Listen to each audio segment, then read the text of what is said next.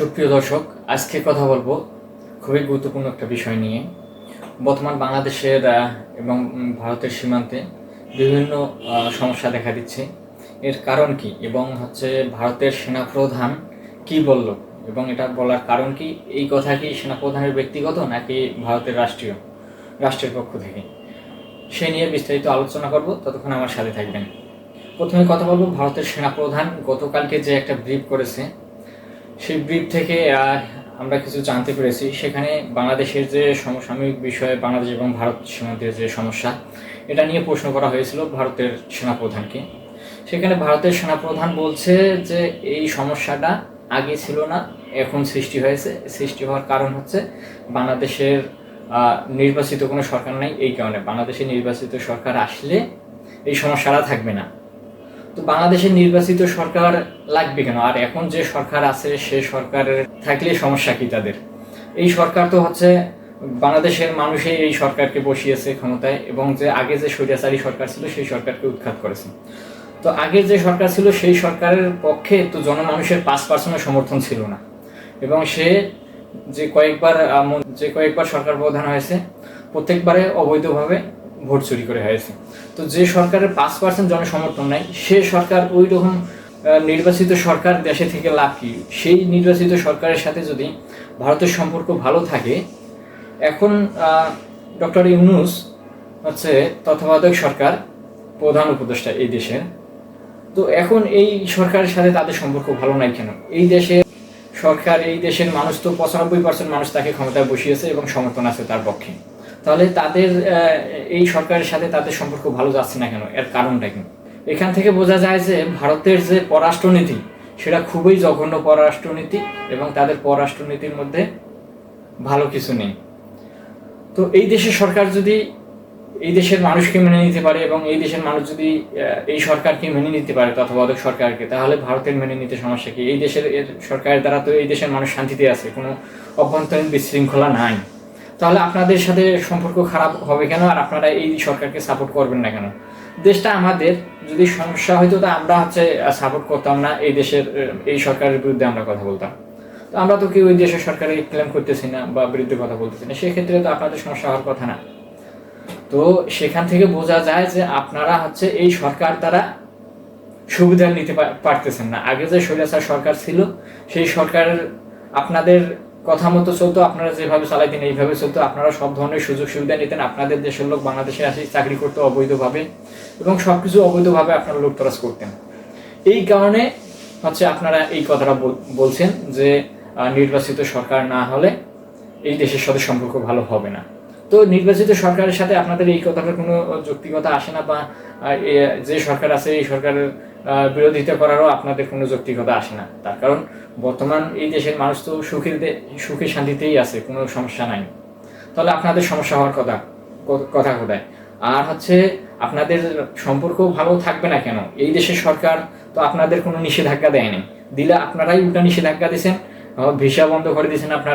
আপনারা যারা চিকিৎসা নিতে যাবে সেবা দিবেন না, হোস্টেলে রুম দিবেন না, হ্যাঁ, আপনারা কোনো রপ্তানি আমাদের সাথে করবেন না, সবকিছু আপনারাই বন্ধ করে দিলেন। তাহলে আমাদের সমস্যাটা কই? আমাদের সাথে আপনাদের সম্পর্ক ভালো থাকবে না কি জন্য? আপনারা ভালো না রাখলে তো ভালো থাকবে না। আমরা তো এই ধরনের কোনো নিষেধাজ্ঞা আপনাদের দেই নেই, দিলে আপনারাই দিছেন। তাহলে বোঝা যাচ্ছে যে আগের সরকার দ্বারা আপনারা অনেক অবৈধ সুবিধা লুটেছেন, এই কারণে ওই সরকারের পক্ষে আপনারা কথা বলতেছেন। এই সরকারের দ্বারাই আপনারা অবৈধ সুবিধা নিতে পারতেছেন না, বিধায় আপনাদের এত জ্বালাপোড়া। কারণ দেখেন, আগে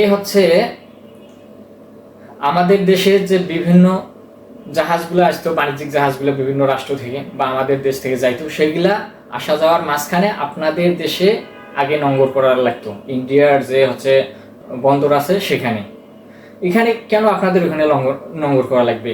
বিজনেস আমাদের সাথে বা অন্য কোনো রাষ্ট্রের সাথে, সেক্ষেত্রে ডাইরেক্ট আমাদের এখানে তাদের জাহাজ আসা যাওয়া করবে।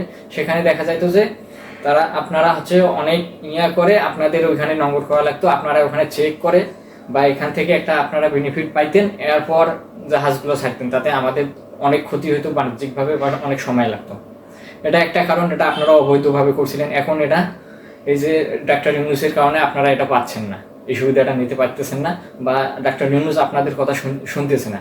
এই কারণে বাংলাদেশ এবং ভারতের সাথে বর্তমান যে সমস্যাগুলো দেখা যাচ্ছে এর কারণগুলো হচ্ছে এটাই।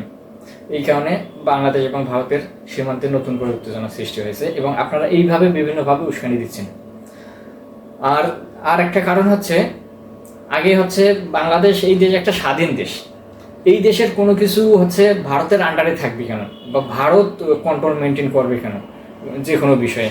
তো আগে হচ্ছে বাংলাদেশের যে আন্তর্জাতিক বিমানবন্দরগুলো আছে এবং আন্তর্জাতিক যে ফ্লাইটগুলো আসা যাওয়া করতো বাংলাদেশে, সেগুলোর প্রত্যেকটা তথ্য আপনাদের কাছে থাকতো এবং পরিচালনা করতেন আপনারা। যে ভারতের রাডার দ্বারা এগুলো নিয়ন্ত্রিত হতো, বাংলাদেশের রাডার ছিল না নিয়ন্ত্রণ করার মতো।